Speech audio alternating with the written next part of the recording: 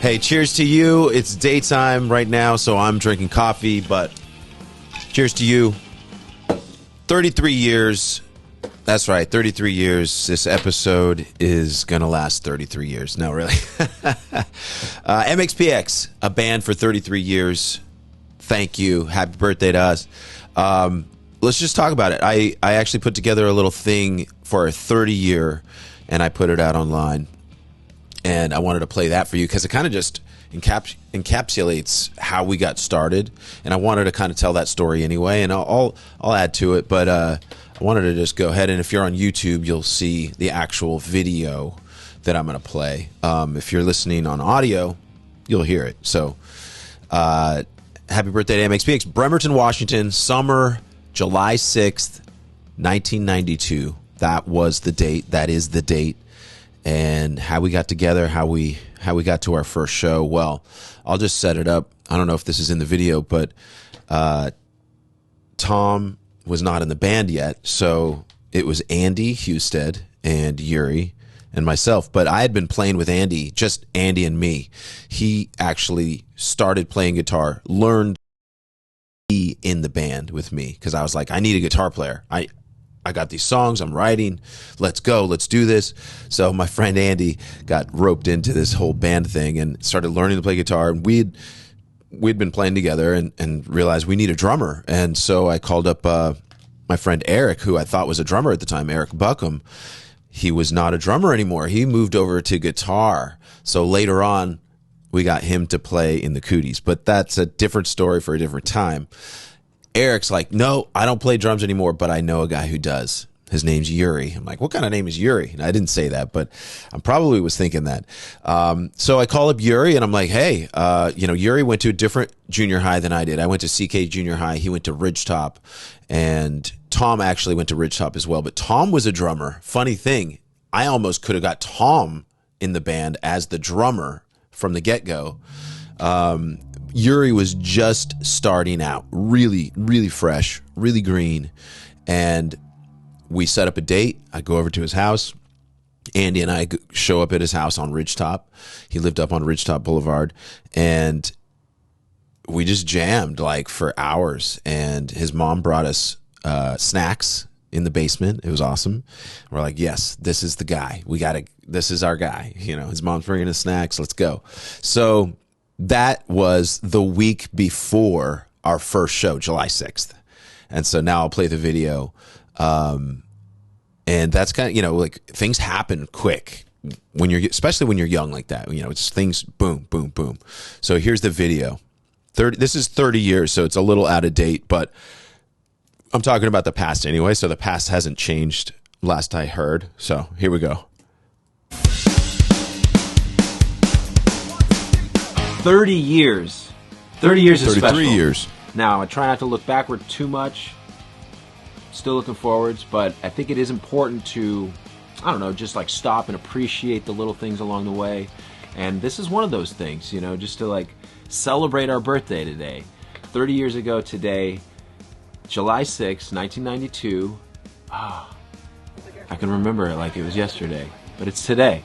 30 years ago, we played our first show as MxPx, and it was in my parents' backyard. It worked. It was great. It was a milestone, and a huge milestone in my life. But we're still moving forward, and we're putting the finishing touches on our new album number 11, our best one yet. So we're really excited to finally kind of get this thing done, and we'll get back out there in the world. We'll see you guys soon. So let's ride on through the rain. All right, so that was 30 years, and now we're at 33, and all I can say is thank you. I mean, it's been amazing. We went on to do a lot of crazy things, and it's funny. I'm talking about album 11 in that video. We're now working on album 12. So working on album 12. But Tom joining the band really was a huge step forward for us. Funny thing is he actually really learned to play guitar because he was going to be in MxPx. Like I had kind of like, we'd started hanging out, even though we weren't in the same bands. We had started we became fast friends in high school, and Andy was sort of separated from us. He was not as into the band or even into the music scene and the punk scene. And, you know, nowadays looking back, it made perfect sense. Of course he wasn't, you know, and, he was a year younger than us. He didn't have other friends in his high school that was into punk the way we were. So he was a little separated, and we kind of grew apart in a lot of ways, but a lot of it was just pure energy and commitment. That's literally why I wanted to get Tom in the band, because he was hungry for just anything. He wanted to just do everything, and I wanted somebody like that in the band. And Yuri was down to do whatever, but like I wasn't thinking about career, business. I was only thinking about, I want to accomplish this. I want to play shows. I want to make songs and be able to play them as a band. And we were doing that with Andy, but I wanted to take it a step further and go tour and just go all around the world and do as much as we possibly could do. And so Tom literally started playing guitar, acoustic guitar, learning all these songs, these punk songs, and learning our songs. And so when we kicked Andy out of the band, Tom was pretty much ready. He was not ready, but as ready as you can be. Like he had learned his chords and he knew a lot of our songs, and so we started practicing with Tom. But you know, all's well that ends well. I mean, we were definitely not friends for a long time, but like now we're friends. Now we hang. He doesn't live in town here, so it's not often that we hang, but when we see each other, it's very respectful, very cool, and longtime friends. So I'm glad that has not ended, but has ended up well. So Tom joins the band, learns to play guitar just like Andy. There's a trend happening, something about that. But we ended up opening for the Sex Pistols. In fact, Goldfinger, we opened for them as well. So they were on that tour with Sex Pistols. So we opened the show, and then Goldfinger played, then Sex Pistols played. And it's funny, you know, us opening for Goldfinger, but now Goldfinger opens for MxPx. So it's kind of the turns have tabled, but I'm not complaining about that either. It's just wild, you know, to see the growth over the years, and you know, going into self-titled, how beloved self-titled was to a really, you know, the group of fans that were there for that time, that era, and I think something similar with Find a Way Home. You know, like I was saying on this video, you know, it's going to be our best album yet. And I feel like it was. It definitely, you know, some people have their favorites, of course, but like we're trying to move forward as a band, not necessarily like have a whole new sound or this or that, but we're trying to do what we do better. And sometimes that does push into new sounds, still retaining what you do, but like adding things. And, you know, I think Find a Way Home is just nothing crazy, but just a step forward for us. And I'm looking to do that again with the new album, the new stuff. You know, we love putting together these albums, and of course putting together sets and doing the live shows is a blast. It is a blast. There's nothing like it. You know, I gotta say it's been really fun having Chris the last 10 years or so. It's been almost 10 years. So thanks to Chris for running with the big dogs for almost 10 years or around 10 years. He's been on Team MxPx for about that long, and he's pushed us to new heights. And as well as, you know, Tom Chichilla. Tom Chichilla has been leading Team MxPx for about 10 years.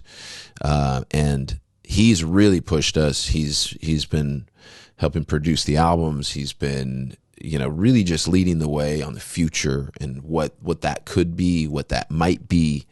If we work hard, we can get there. So shout out to Tom Chichilla. You know, every new era has new players for sure. So Chris and Tom are part of that. And, you know, I want to thank Tom and Yuri, you know, the biggest players, biggest, longest, you know, people I've known the longest. They've been there the longest. And, it's been an insane journey. It's been incredible. It's been a lot of ups and downs, but it's just been, they've been insane to work with, and how I guess it's worked out with them. Most people really, really have self-interest in mind, and I feel like those guys have always been team players, or at least maybe not always. Maybe I've not always even been a team player, but I think we've learned and figured out how to be a really good team and a good group together. Us three are super tight, super strong, and I just can't believe that they've really endured 33 years and going, and we're not giving up yet. So they're my good luck charms, Tom and Yuri. My ride or die. We get each other. I love playing with them. Over the years, I love making music with these guys. I love making music the way we used to do records, on 2-inch tape machines, and I love making music now on Pro Tools and digital recorders, and it's just always fun just seeing what we can make happen, and hearing it back for the first time coming off the recorder it's wild. I love it. So thanks to Tom and Yuri for being part of that. That's something that not everybody can handle, for sure. They've put up with me for a long time, and the only other person that I can say, it's not as long, but is my wife, so shout out to her too. But I want to thank anybody out there that's listened to MxPx over the years, live, come see us live, or listen to the recordings. We really have, I guess what I'm trying to say is words can't even express the gratitude that I feel being able to live my life the way I've been able to live it, write songs about it sometimes, but getting able to just be creative and come up with things, and it's amazing. So thanks for being part of this wildlife that I get to live. I appreciate that, and listening to the podcast too. This isn't paying me any money. I do this because it's part of the community and it's part of the love. And, I used to do ads and stuff, and I'd get paid from that. But it's just, for me, I just like to have a connection to you guys. And I feel like the podcast is part of that. It's not the full thing. Absolutely not. There's plenty of people that have never heard of me having a podcast. I'll tell you that. So if you know anybody that likes MxPx, please share this episode with them.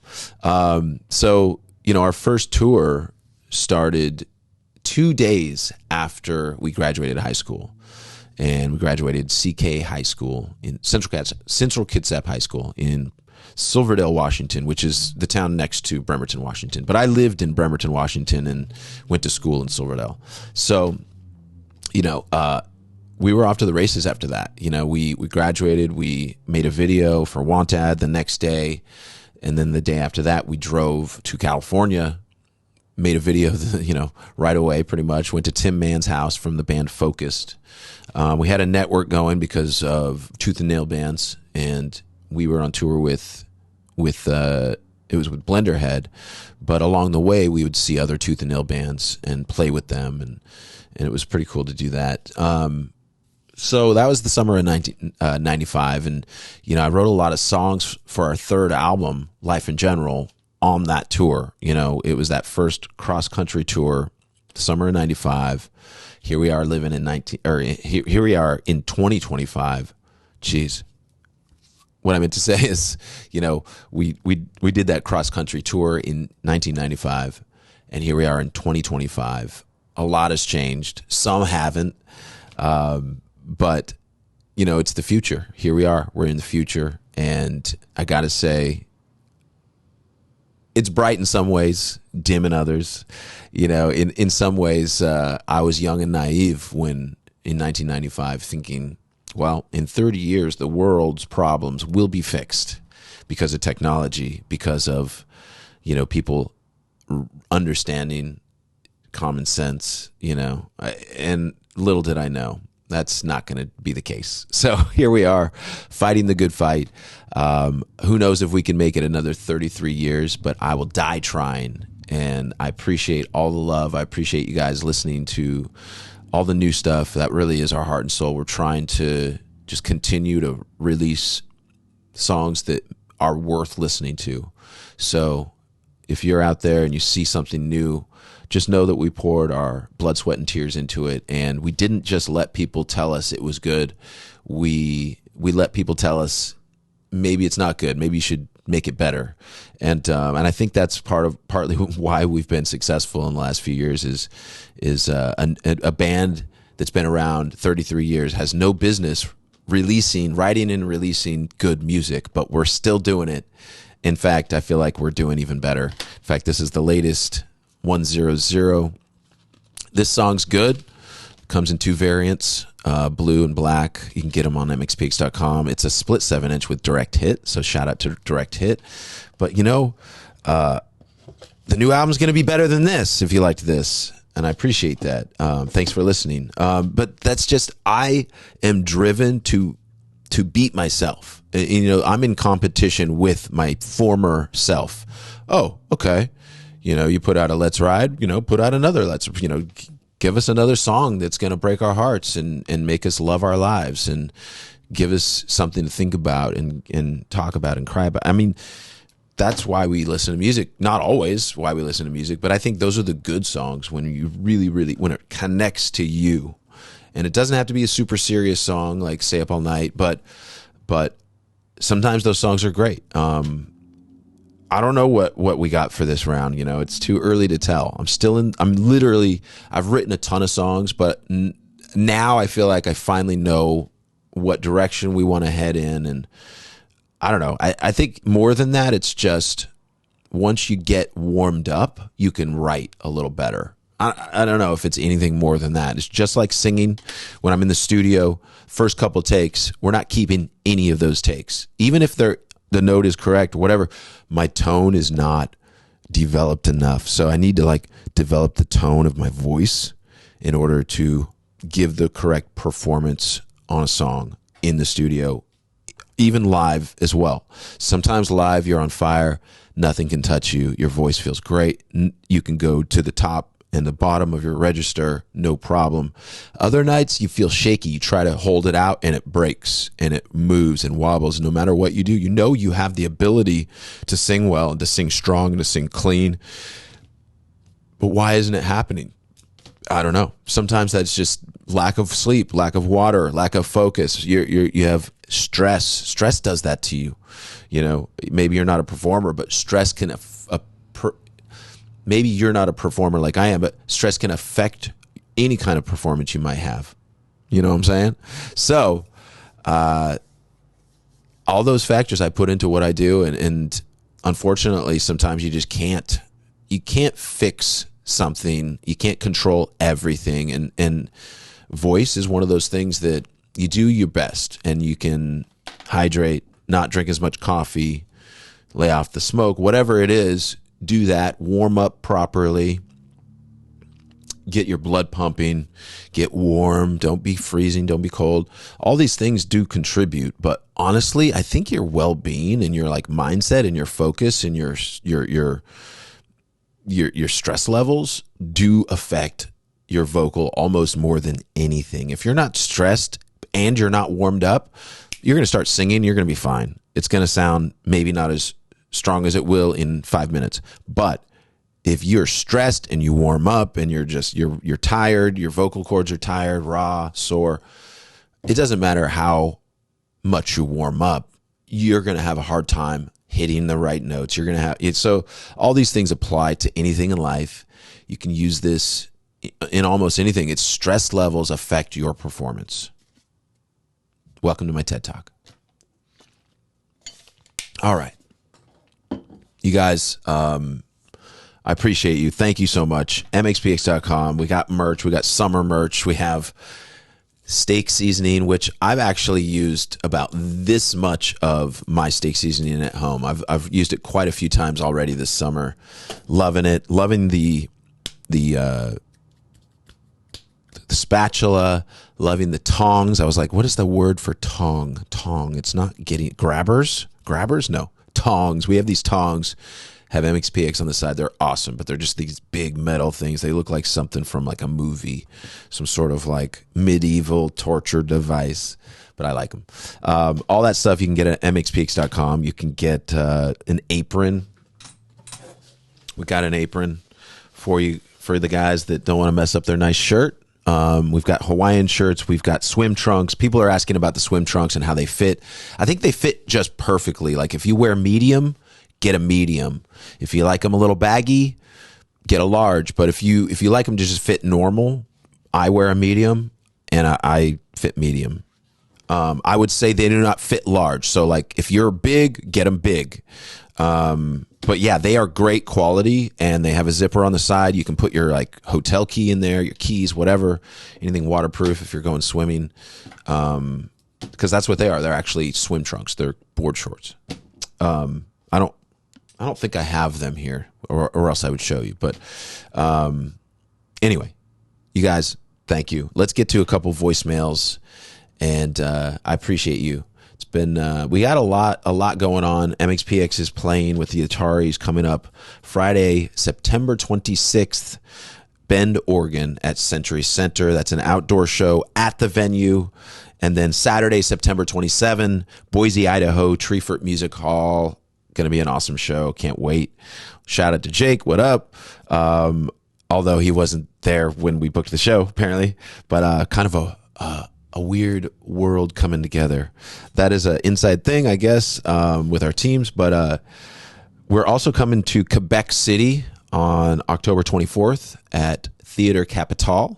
And then we're coming to Montreal Saturday, October 25th at MTELUS. Tickets are moving. Please get your tickets now.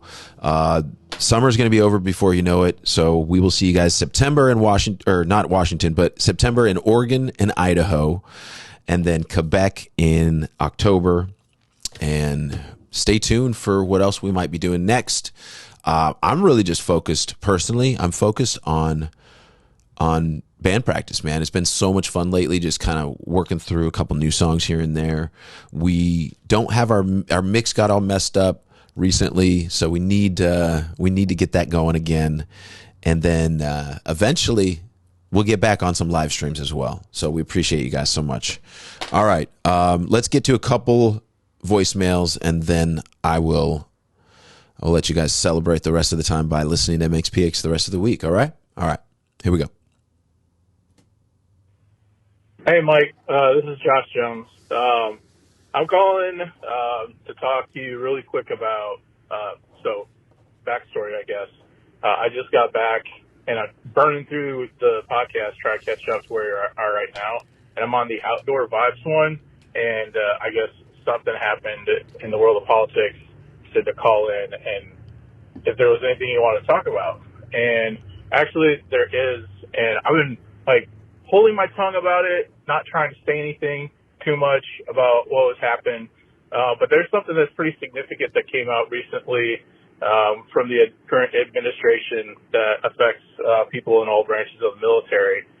It's their war against transgenders, and they're packaging it up as neatly as they can, trying to call it military inexcellence, which is so much bullshit. I have a couple of friends who are affected by it. One of them, extremely lucky.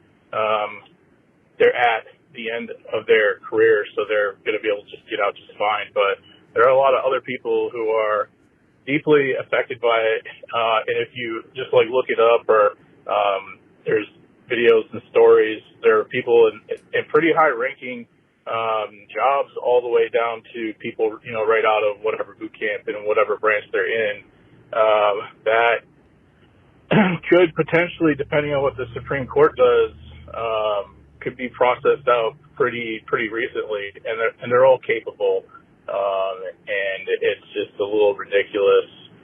We're going back right now. A few years ago, actually, it's been a long time. I remember it pretty vividly. A few years back, they got rid of Don't Ask, Don't Tell. Really good step forward, and now we're back to this. And it's interesting. I heard that Elon Musk is trying to take a step back maybe he's getting some backlash from the social medias or whatnot, but what they're doing the last couple of months is just it's pretty eye-opening, honestly. I really didn't think that we would get to where we are now. I wasn't too excited about what was going to happen, but what's happened so far, honestly, I can't even rationalize it. Anyways, I know, like, I'm very non-specific for a reason, but yeah, it is what it is, I guess. Hopefully we'll get through it. Anyways, my 3 minutes is almost up. Thanks for what you're doing. I appreciate it. Bye. Thanks for the call, Josh. Yeah, man, thanks for bringing that to light. You know, I don't really know much about what was going on. I kind of like, the only thing I had heard was just in general, people were in the government positions were being let go after like full careers of having jobs or whatever. I think that's all I really knew about it. I didn't know the transgender thing was still an issue. I mean, of course it's still an issue, right? It's an issue, I guess. It's going to be an issue for a while, but Elon Musk is no longer with Doge. I do know that. That's an update for people that didn't know. So he's no longer making decisions for the government and as part of the government at all. In fact, him and Trump have been in a feud, somewhat of a feud that has sort of fizzled out. Elon, I think he kind of conceded a little bit because he doesn't hold the cards in this respect as far as like he's not a citizen. I don't think he's a citizen of the U.S. I think he's a permanent resident kind of guy. So he could be deported.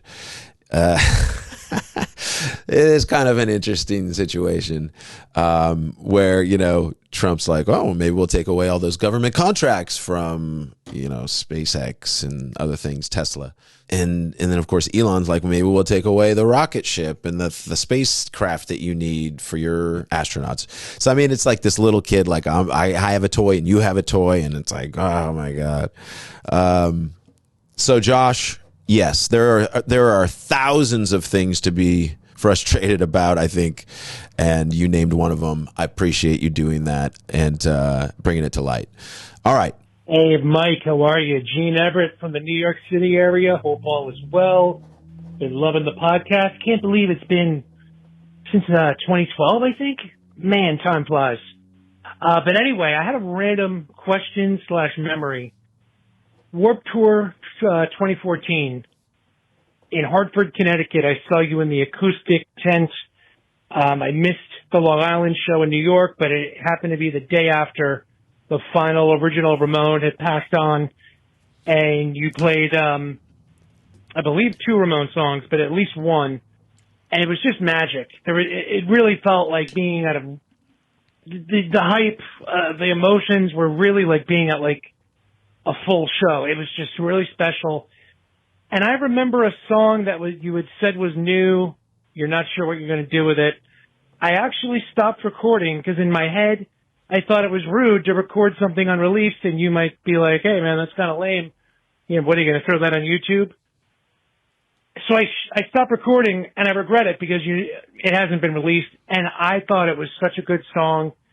It had the word American in it. I can kind of picture the hook. I'm not going to try to sing it, but I wonder if you know what I'm talking about. So summer 2014, to me it sounded very punk, something that could be very MxPx, but you had specifically said you weren't really sure what you're going to do with it. And I wonder, did it turn into another song? Or is it still just, you know, with some of the others that never quite, you know, rose above some of the rest?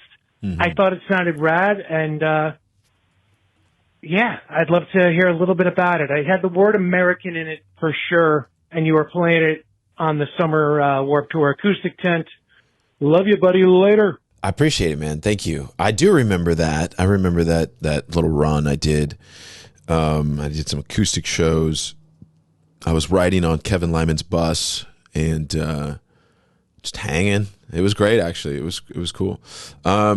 Those shows are hard, though. Those acoustic shows at Warped were so hard because you can't hear anything. You know, with Warped in general, it's just so much noise everywhere. And so, like, playing acoustic, you need some quiet. You need some peace.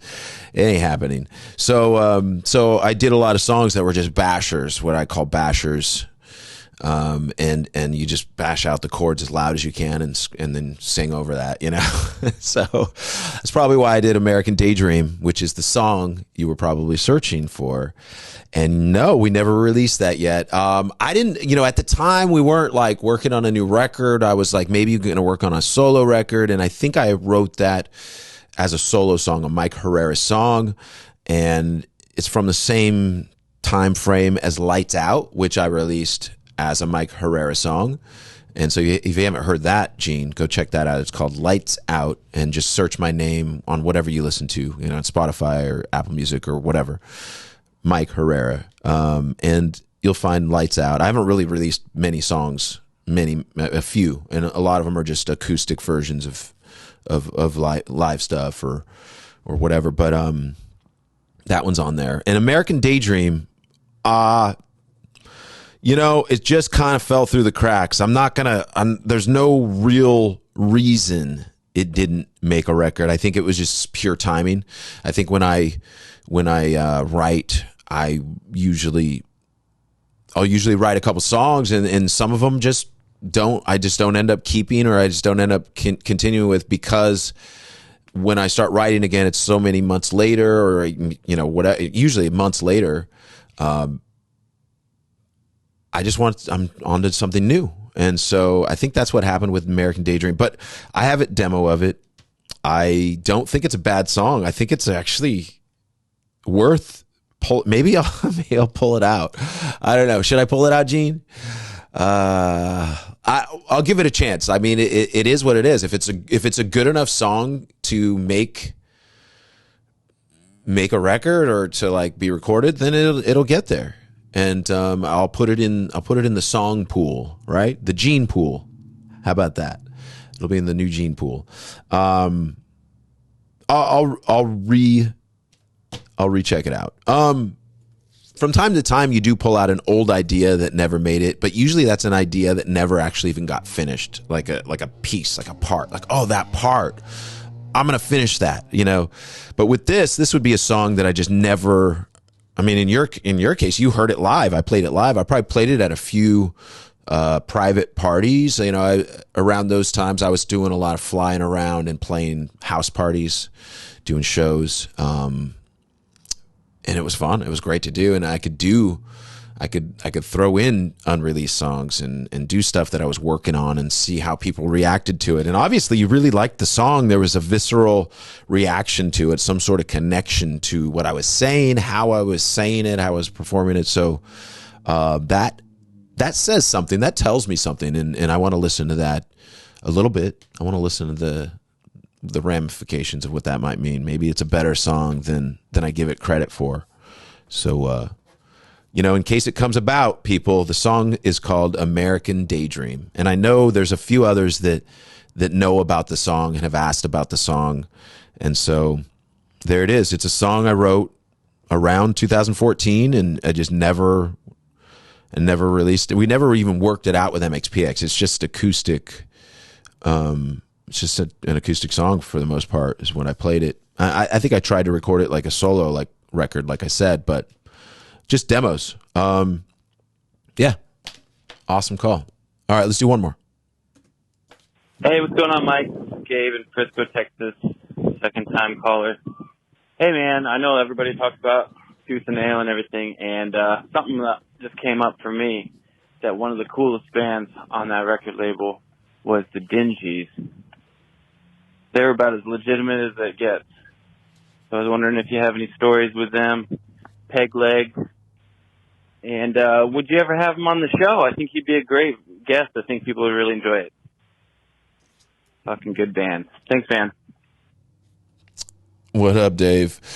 It's funny that you mentioned Peg Leg, because I was thinking to myself as you were talking, this kind of sounds like Peg Leg. Like, maybe a little cleaner than Peg Leg we talk, but maybe he's trying to clean up his act and act like somebody else.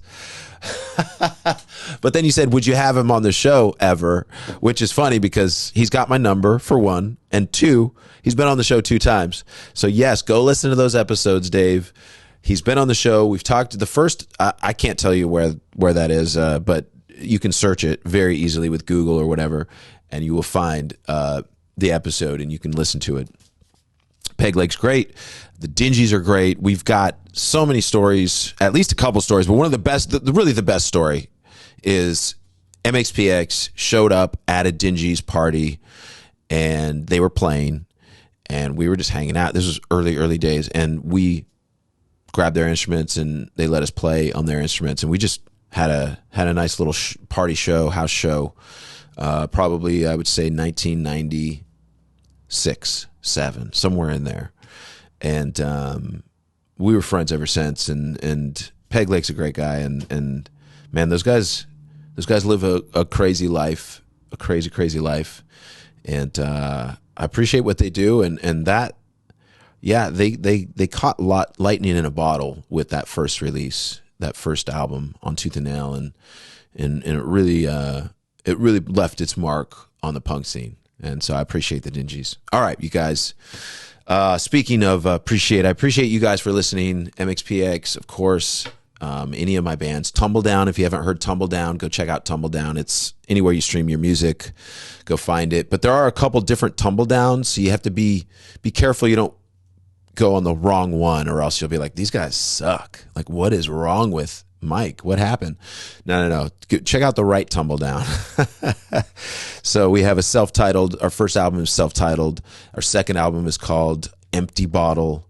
And those are our first, our full-length records. We have a live album, live in Tulsa. And then we have a couple, like an EP, Atlantic City, and a couple different things we've released. But anyway, all of that I appreciate, and thanks for listening to the podcast. Share this with a friend that likes MxPx, or that you think might like a punk band like MxPx, because we're a punk band, so maybe they like our flavor. MxPx.com for all the merchandise. We have summer merch up right now, all the grilling stuff, including seasoning that I love. It's really good stuff.